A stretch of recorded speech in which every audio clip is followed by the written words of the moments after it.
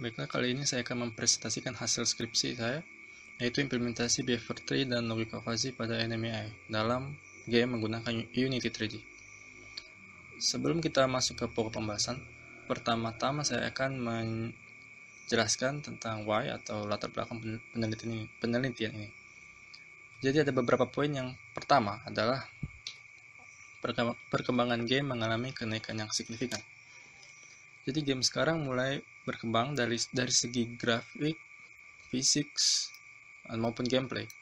Tapi yang tidak kalah penting juga yaitu perkembangan dalam segi development-nya. Saat ini mulai banyak beredar game engine pihak ketiga atau third party option yang dimana mereka memberikan lisensi gratis untuk para penggunanya. Game engine seperti Unity, Godot, dan Unreal Engine yang baru-baru ini menggratiskan game engine mereka sehingga dapat lebih mudah diakses oleh publik. Dan beberapa game engine tersebut memiliki komunitas dan dokumentasi yang cukup besar. Jadi kita kalau mau mulai mengembangkan sebuah game tidak akan ketinggalan. Poin selanjutnya yaitu mudahnya mendistribusikan sebuah game. Di zaman serba digital seperti sekarang, para developer dapat langsung mendistribusikan karya mereka secara online dan dapat diakses langsung oleh user tanpa butuh publisher terlebih dahulu. Contoh marketplace yang ada seperti Steam, itch.io, atau Origin, dan macam-macam. Dua poin ini yang menyebabkan mulai berkembangnya apa yang kita sebut dengan indie game developer, yaitu developer game yang bisa saja solo atau terdiri dari sebuah tim kecil tanpa menggunakan publisher. Selanjutnya adalah musuh yang baik memiliki dampak yang besar dalam sebuah gameplay. Setiap game membutuhkan setidaknya sebuah jenis konflik, bisa saja berbentuk puzzle atau musuh yang digerakkan oleh komputer. Seperti di game platformer atau genre-genre lainnya seperti racing car, FPS, first person shooter, atau hack and slash. Jadi bagaimana caranya membuat musuh atau enemy AI dalam game, khususnya game dengan style atau genre hack and slash. Jadi jika kita perhatikan lebih lanjut, musuh dalam game tidak begitu pintar dalam pengertian tidak secerdas AI dengan machine learning atau yang menggunakan neural network atau semacamnya. Musuh dalam game lebih seperti sebuah state machine, di mana mereka akan melakukan suatu aksi dalam kondisi tertentu. Jadi kita punya state yang mempresentasikan aliran yang sedang dieksekusi, dan kita punya transition yang digunakan untuk beralih ke state lain saat kondisi tertentu tercapai. Jadi kita ingin musuh memiliki beberapa state yang bisa melakukan beberapa aksi berbeda yang akan disusun di dalam sebuah behavior tree, dan transition musuh yang ingin dibuat juga harus menggunakan parameter yang kita inputkan, dan di mana parameter yang digunakan akan bersifat fuzzy seperti jarak atau nilai kesehatan yang biasa disebut dengan health points. Maka oleh karena itu masalah di atas dapat dirumuskan seperti berikut. Yang pertama adalah bagaimana cara implementasi fuzzy dan behavior tree dalam membuat enemy AI di dalam sebuah game. Yang kedua, bagaimana teknik pembuatan musuh yang tidak statis dalam unit 3D. Jadi kita ingin musuhnya bergerak tidak itu aja, tapi berdasarkan kondisi yang ada, maksudnya berdasarkan parameter yang kita berikan. Kemudian yang terakhir adalah bagaimana cara menerapkan penempatan musuh yang telah menggunakan fuzzy dan behavior tree tersebut pada sebuah game.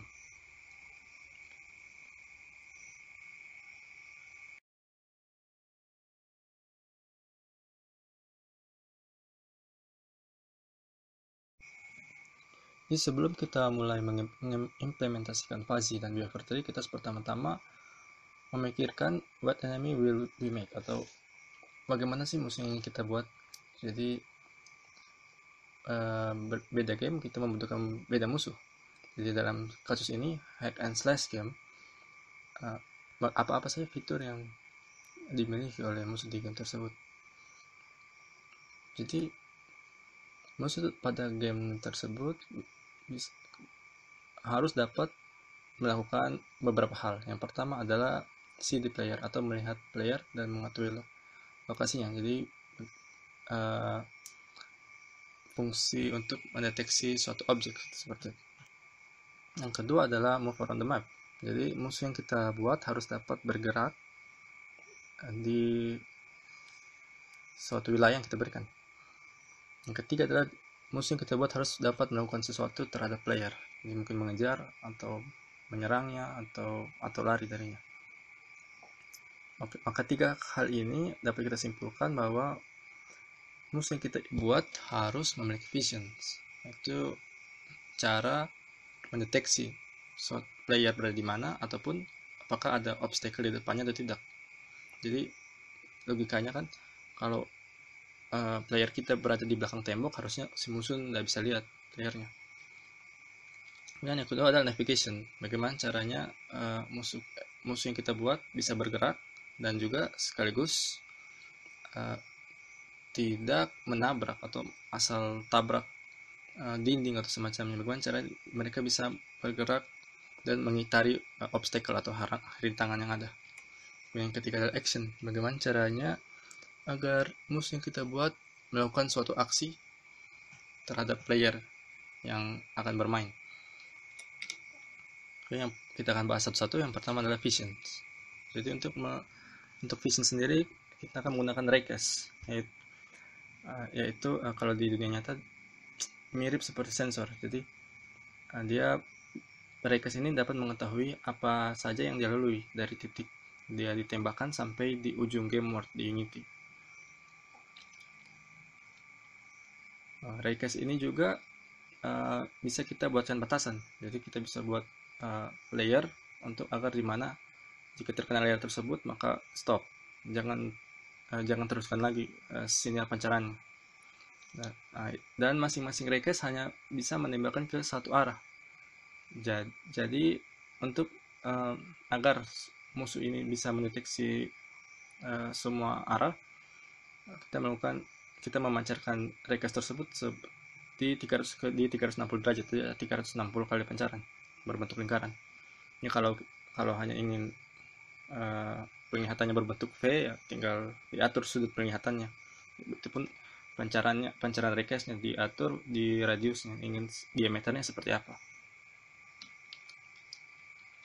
Kemudian untuk navigation kita menggunakan navmesh. Jadi semua game objek di 3 dimensi atau di game world itu memiliki faces atau permukaan. Jadi bagaimana cara kerja navmesh adalah dengan membenturkan faces dari beberapa objek yang berbeda sehingga timbul batasan. Jadi pertama kita tetapkan yang mana yang akan menjadi wilayah, kemudian kita tempatkan obstacle di atasnya, menerobos wilayah itu. Nanti semua titik yang faces dari wilayah yang ingin kita buat sebagai jalan yang menyentuh faces atau permukaan yang kita buat sebagai jalan, jika dia ada yang menyentuh permukaan yang kita tetapkan sebagai obstacle, maka permukaannya itu akan dihilangkan. Jadi bisa kita lihat di gambar ini, yang area biru itu yang bisa dilalui, sedangkan yang tidak berwarna biru itu tidak bisa dilalui. Kemudian untuk melakukan action, kita melakukan fuzzy logic karena kita ingin menggunakan parameter yaitu jarak dan darah. Jadi musuh harus bergerak sesuai dengan jarak, apakah jaraknya itu dekat atau jaraknya lagi jauh atau jarak sedang, atau bagaimana, apakah darahnya sedikit atau banyak. Sedangkan komputer tidak bisa mengetahui apa itu sedang atau apa itu jauh atau dekat. Sehingga untuk merepresentasikan hal tersebut di dunia digital, kita harus menggunakan fuzzy logic. Jadi fuzzy logic akan menghasilkan nilai parameter dari sebuah nilai yang fuzzy, yang abu-abu, menjadi sebuah nilai yang pasti. Jadi kita ada menginterpretasikan nilai fuzzy dari dunia nyata ke ke dunia komputer. Kemudian hasil fuzzy tadi tersebut akan menjadi pemicu untuk berpindah state. Dia akan digunakan sebagai transition, yang dimana state-state tersebut akan disusun di sebuah buffer tree. Buffer tree itu tersusun dari composite, leaf, decorator. Decorator ini ada 3 macam, ada parallel, fallback, dan sequence.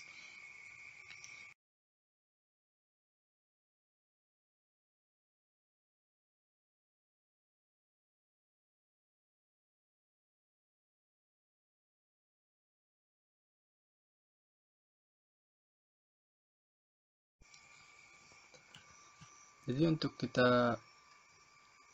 raycast yang seperti bisa dilihat di layar, raycast itu tidak akan menembus tembok. Jadi musuh akan mendeteksi player jika dia terkena warna tersebut, lingkaran tersebut. Dia berada di area di dalam lingkaran tersebut. Tapi karena ada dinding di depan, maka raycast tidak akan terpancar. Jadi akan terhenti di situ, sehingga karakter player kita yang di sebelah kiri tidak masuk ke dalam area tersebut. Dan jika karakter kita masuk ke dalam area lingkaran, maka mulailah musuh itu tersebut mengejar. Ya, bisa dilihat di layar, maka ini adalah contoh secara langsung bagaimana knife mesh itu bekerja. Jadi hasil yang terjadi adalah karakter musuh akan menghindari area yang tidak diarsir biru, karena menggunakan knife mesh kita bisa menentukan area mana saja yang bisa diakses dan area mana yang tidak. Yang perlu kita lakukan hanya meletakkan obstacle di bagian knife mesh-nya atau wilayah yang ingin kita buat sebagai jalan, dan memberikan tag tertentu. Jadi ada tag bisa diakses dan ada tag yang tak bisa diakses. Jadi karakter akan menghindari dan tidak akan asal tabrak.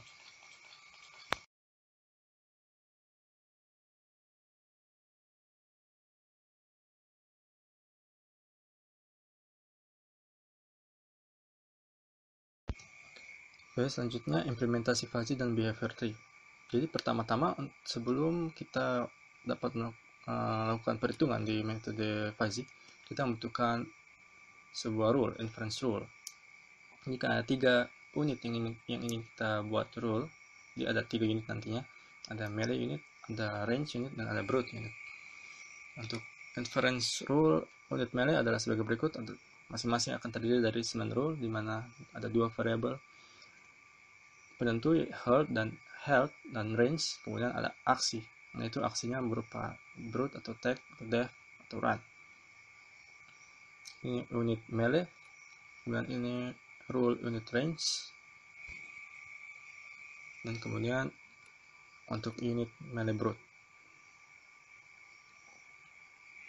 Oke, jadi fuzzy memiliki fungsi keanggotaan. Ini fungsi keanggotaan hasil yang dimana fungsi ini memiliki derajat keanggotaan. Ya, jika 0 berarti tidak, 1 berarti ya, dan diantaranya itu 1 berarti sudah pasti masuk ke dalam keanggotaan tersebut. Kalau diantaranya berarti ada kemungkinan tidak atau kemungkinan ya ada 0,7% gitu. Kemudian di ujung kiri ada beberapa bentuk kurva, ada kurva bahu dan kurva segitiga. Jadi perhitungan fuzzy sendiri dibagi dari beberapa tahap. Yang pertama adalah fusifikasi input, kemudian operasi min, yang ketiga implikasi, keempat agregasi max, kemudian yang terakhir kelima defasifikasi untuk yang final. Jadi nilai pertama adalah fusifikasi input. Kita mengambil nilai keanggotaan dari fungsi keanggotaan sebelumnya, kita mendapatkan nilai z-nya, kemudian kita dapatkan dari fungsi keanggotaan weight-nya atau bobot. Maka di agregasi max akan dicari bobot mana yang paling tinggi di antara z tersebut. Dan maka di diversifikasi nanti diambil hasil finalnya di part diversifikasi. Jadi untuk contoh, hitungan penyerang di mana health 85% dan range anggaplah 1100. Maka jika health 55% mengikuti rumus derajat keanggotaan kurva segitiga, di mana jika nilai X di bawah A atau di atas C, di atas baris ujung kiri atau ujung kanan, maka nilai X fungsi keanggotaannya adalah 0. Kalau dia X-nya di antara A dan B, maka rumusnya adalah X dikurang A per B kurang A. Jika nilai X di antara B dan C, maka C kurang X dan C kurang B. Dapat dilihat di gambar di layar. Maka jika kita hitung menggunakan rumus yang ada tadi, dengan nilai health adalah 85, nilai health tersebut bisa dapat berada di keanggotaan medium atau high. Maka di medium dia berada di antara C dan B, sedangkan di high dia berada di antara A dan B. Oleh karena itu kita melakukan rumus seperti ini di layar. Kemudian jika range-nya 1100, maka jika dilihat kalau 1100 berarti itu masuk di bagian kanan di antara medium dan high. Dimana di medium dia berantara di kurva C dan B, sedangkan kalau di high dia berada di bagian B dan A. Nah, maka kita gunakan rumus yang seperti sebelumnya. Maka dihasilkan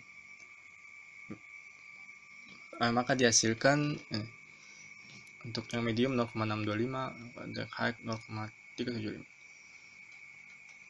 Kemudian karena titik yang didapat hanya bersentuhan dengan high dan medium, maka rule yang kita butuhkan hanya yang itu saja. Kita tidak perlu yang low karena titik-titik tadi tidak pernah menyentuh low. Jadi kita ambil rule tersebut, kemudian kita masukkan ke dalam perhitungan inference rule. Jadi untuk mengambil nilai Z, kita akan mengambil titik tertinggi dari masing-masing state fungsi keanggotaan perilaku. Jadi jika di run itu 20, di def itu 40, attack 60, di brute 80. Maka masing-masing inference rule kita akan hitung. If health is high and range is high, then action is attack. Yang dimana high and high ini maksudnya merujuk ke nilai keanggotaan tadi yang high yang kita ambil sebelumnya, dimana nilai high kita 85 itu 0,7, sedangkan nilai range high yang kita hitung sebelumnya itu 0,375. Yang kita ambil nilai minnya dan kita dapat 0,375 predikat 1 dengan nilai Z 60. Kita lakukan hal tersebut dengan 3 rule selanjutnya, dan kita dapatkan 4 inference rule.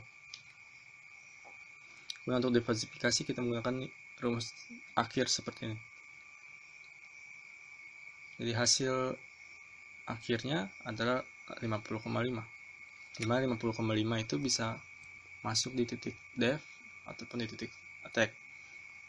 Dimana kita gunakan lagi rumus kurva segitiga yang sebelumnya, dapat lagi def itu 0,475 dan attack itu 0,525. Jadi kita gunakan nilai ini sehingga unit tersebut memiliki 0,52,5% chance untuk melakukan attack dan 47,5% untuk melakukan def. Lalu setelah itu kita membuat behavior tree, yaitu apa saja yang bisa dilakukan oleh karakter musuh tersebut. Jadi kita memiliki root, itu yang paling atas, kemudian paralel itu berarti leaf yang di bawahnya akan dijalankan secara bersamaan. Yang kita memiliki sequence ini berarti leaf yang di bawahnya akan dilakukan semuanya dari kiri ke kanan secara berurutan. Is helpless, dan jika kita lihat tree is dead di bagian sini, maka behavior tree akan selalu mengecek apakah darah lebih kurang daripada 0,1. Jika ya, maka akan lakukan dead animation, kemudian hapus objek. Di sisi lain, tree alive memiliki fallback yaitu jika suatu kondisi di lift yang pertama tidak terpenuhi, maka langsung pindah ke lift selanjutnya. Anggap saja di fallback itu while not is nominal. Jadi jika tidak ada musuh, lakukan tidak ada, lakukan idle. Tapi jika ada musuh, maka ini berarti false, dan kita tidak akan melakukan ini, tapi dia akan langsung loncat ke yang selanjutnya, yaitu fallback, mana brute, take, death, atau run. Jadi jika nilai fuzzy tersebut bernilai brute, maka pohon pertama akan dijalankan, sedangkan yang lain diabaikan. Jika hasilnya adalah death misalnya, maka brute akan diabaikan, dan saat mendapat death dia akan jalankan ini. Setelah itu berhenti, yang ini tidak dijalankan lagi. Hanya salah satu saja yang dijalankan yang bernilai true. Kalau sequence, semua akan dijalankan dari kiri ke kanan, jadi dia tidak akan loncat. Kalau di sini false, yang selanjutnya tidak akan jalan. Ini contoh-contoh behavior tree yang dibuat. Seperti ini, ada yang untuk brute, yang ini untuk run, dan ada untuk attack. Ini hasil fuzzy yang jika dilihat dari inspector di Unity. Jadi ada hasil diversifikasi, fuzzy result, hasil string. Dari nilai ini kita ubah ke string, buat ke teks, jadi ada def, attack, atau semacamnya. Ini ada member-membernya, jadi member def 80%, sedangkan memberan 20%. Dan ini bentuk behavior tree jika dilihat dari inspektor. Jadi yang warna hijau itu yang sedang dijalankan, sedangkan yang warna merah ini tidak, yang abu-abu itu tidak. Yang merah itu pohonnya dekat dengan pohon yang lagi dijalankan, tapi sementara tidak dijalankan. Sedangkan kalau yang hijau itu pohonnya berada jauh.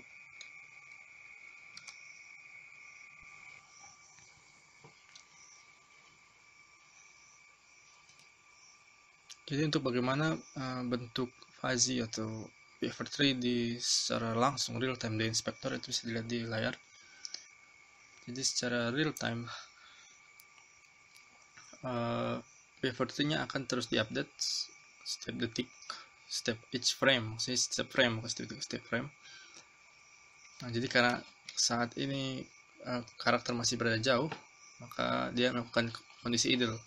Saat karakternya mulai mendekat dan terdeteksi oleh vision, maka fuzzy-nya pun jalan dan mulai mengembalikan nilai state. Jadi pertama mulai aksi state brute, kemudian saat dia mendekat dia berpindah ke state run, kemudian saat posisinya sudah aman kembali dia akan kembali melakukan state serangan.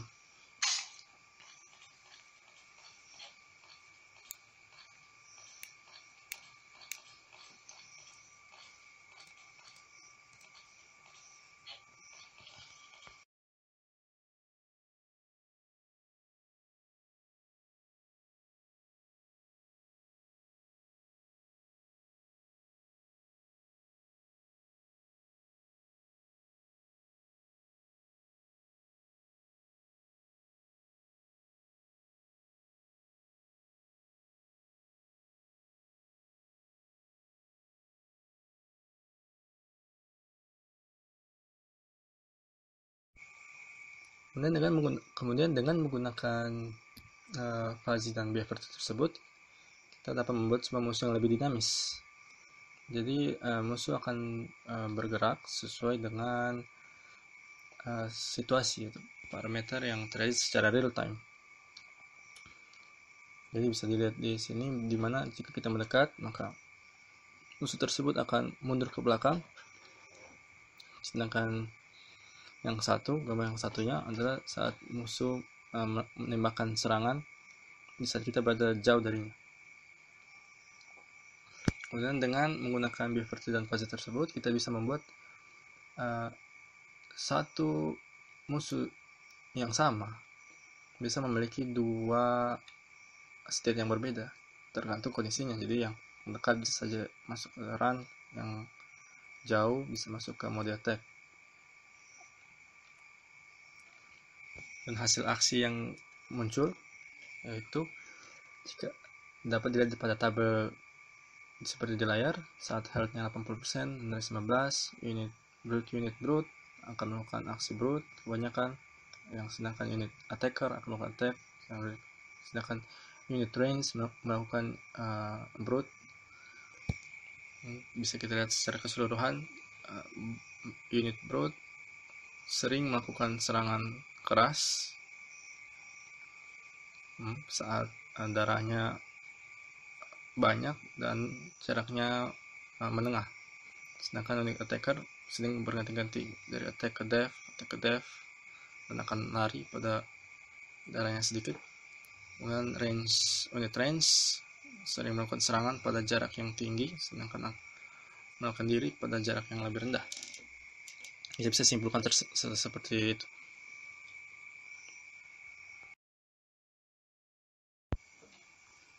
Jadi bisa dilihat di layar bahwa dua karakter dapat melakukan dua hal yang berbeda walaupun mereka karakter yang sama. Jadi karakter yang di kanan akan melakukan state attack karena player masih dapat dibilang cukup jauh darinya. Sedangkan di karakter musuh yang di kiri melakukan state run karena merasa bahwa player sudah cukup terlalu dekat. Selanjutnya, bagaimana cara kita menempatkan musuh pada game. Jadi kita bisa menggunakan fuzzy rule sebagai blueprint, sebagai blueprint yang dalam artian sifat-sifat dari sebuah enemy yang kita buat. Jadi bisa saja unit attacker memiliki rule yang membuatnya misalnya range attacker memiliki rule di mana kebanyakan jika dia jaraknya dekat, mungkin dia akan menjauh. Jadi kita bisa membuat blueprint. Jadi jika kita ingin membuat musuh lain yang sifatnya memiliki sifat lari jika jaraknya dekat, kita bisa menggunakan fuzzy rule range attack. Jadi fuzzy rule range attack tidak hanya digunakan untuk satu musuh, tapi bisa digunakan membuat berbagai macam musuh berikutnya. Yang blueprint tersebut dan jika kita memasukkan aksi yang berbeda dari BF3, kita bisa membuat lebih banyak karakter. Jadi mungkin karakter brute yang pertama menggunakan fuzzy rule brute, yang dimana dia akan menyerang terus dan jarang mundur. Yang musuh yang pertama mungkin melakukan serangan langsung, atau kemudian bisa karakter yang kedua juga melakukan serangan terus, tapi pattern serangannya berbeda, mungkin melakukan lemparan bom atau meledakkan diri atau semacamnya. Yang use case game yang akan dibuat secara keseluruhan itu player dapat memiliki fungsi tombol di depan. Jadi dia memiliki akses untuk memulai game, save, settings, help, melihat about, dan help content, dan exit. Dan sistem akan dapat melakukan reset itu yang bisa menjadi dua, itu reset checkpoint atau reset end game.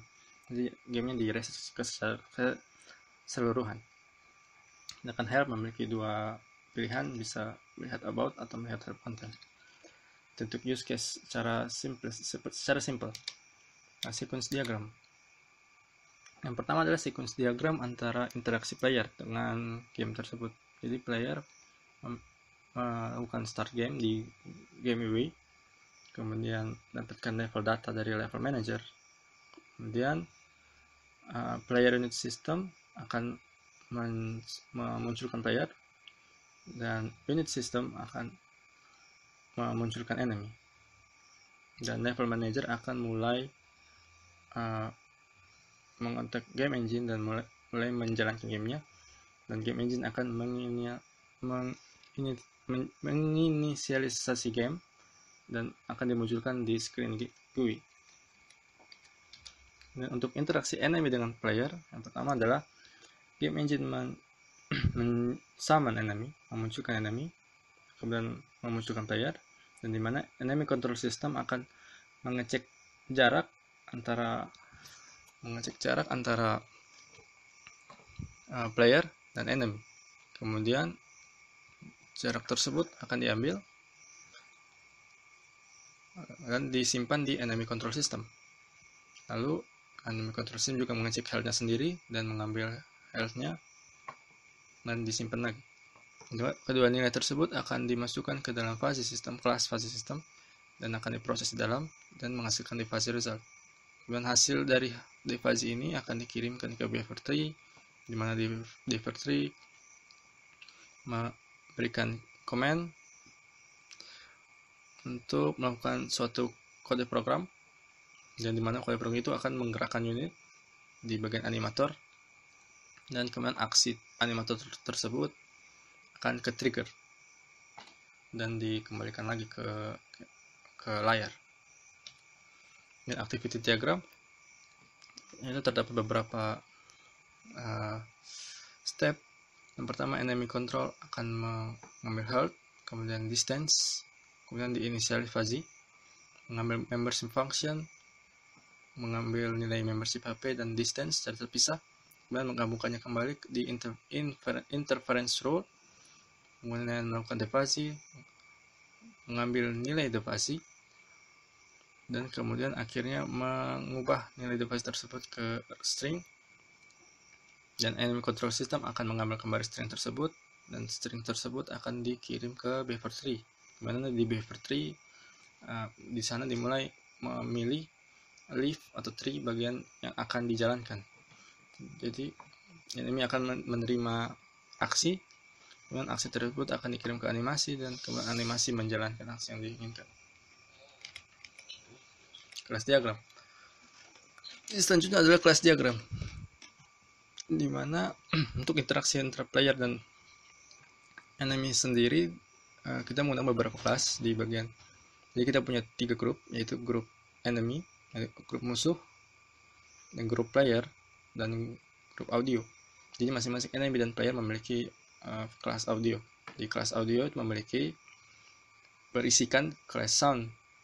Jadi satu audio manager bisa memiliki banyak sound. Kemudian enemy control di sini kelas ini memiliki variabel seperti kecepatan gerak, kecepatan jalan, target, apakah dia bisa dikejar atau tidak, fuzzy state yang berbentuk string, apakah enemy dideteksi atau tidak, attack range, dan animasi. Dan kelas enemy control dapat memiliki beberapa kelas VOV atau field of view. Di field of view itu yang mengendalikan radius atau vision, raycast kalau kita bilang. Jadi VOV memiliki radius penglihatan, angle, kalau radius kan diameternya, kalau angle itu ke sudut penglihatannya seberapa besar. Ini ada target mask, ini adalah layer target, siapa yang kita ingin cari.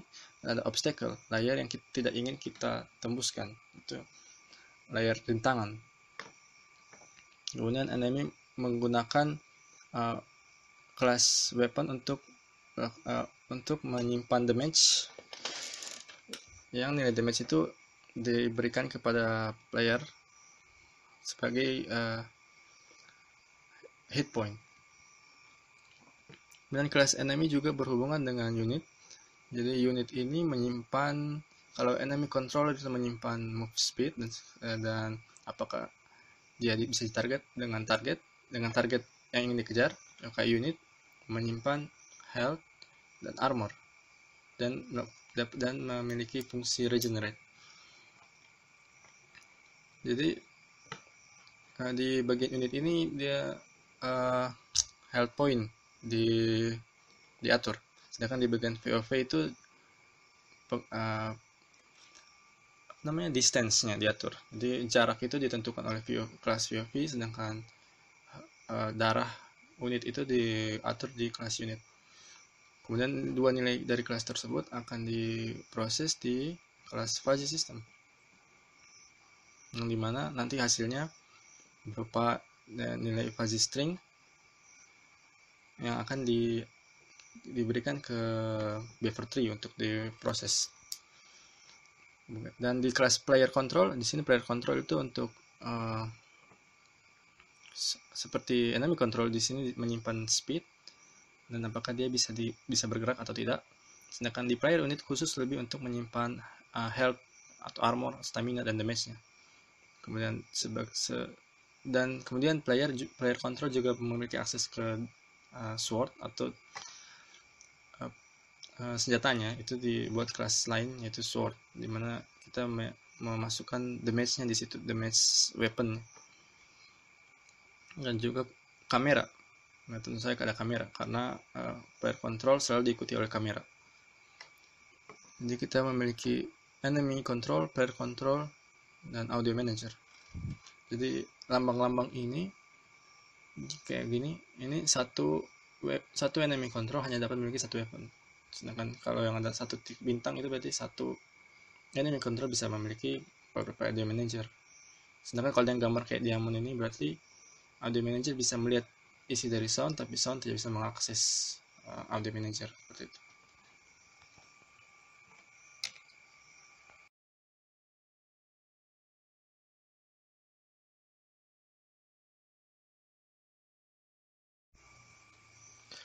Kemudian untuk the result atau hasil, ini merupakan beberapa screenshot dari hasil game yang dibuat.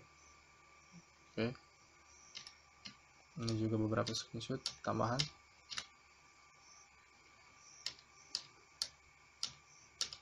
Jadi secara kasar begini benar bentuk game yang akan dibuat. Secara lengkap video rekaman dari game yang dibuat yang dijalankan dalam editor Unity akan ditampilkan di akhir.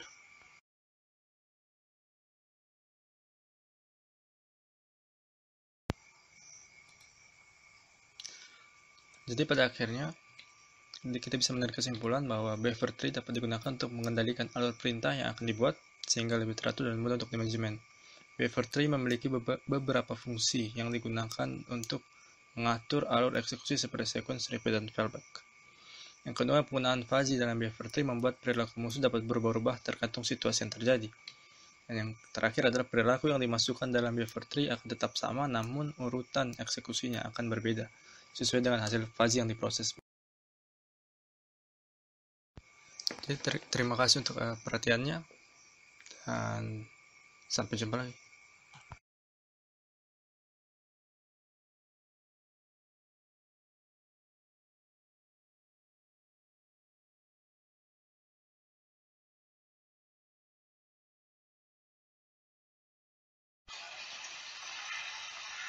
Oke, sebagai penutup, maka hasil akhir dari game yang dibuat dapat dilihat di layar.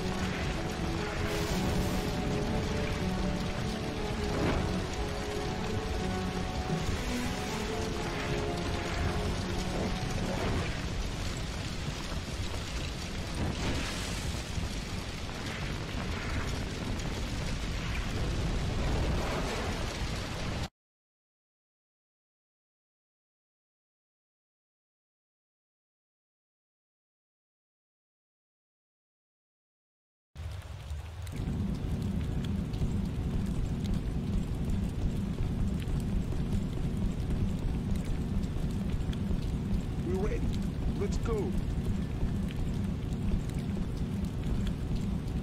What the hell is this?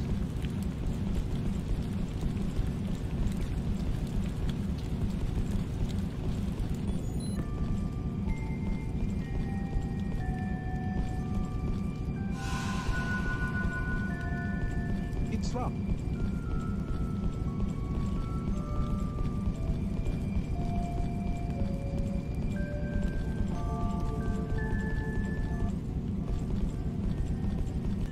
This place could be dangerous.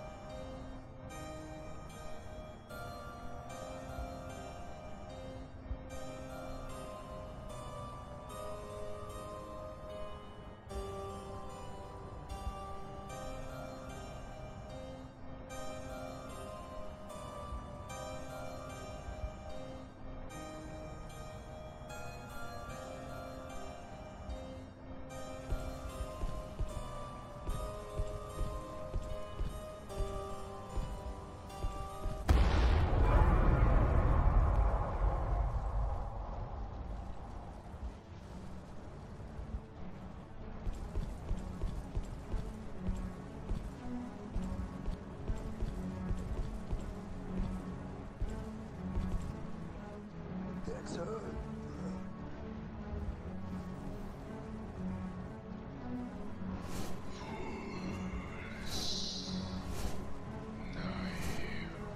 Humans, you done me a great service. Now here is your reward.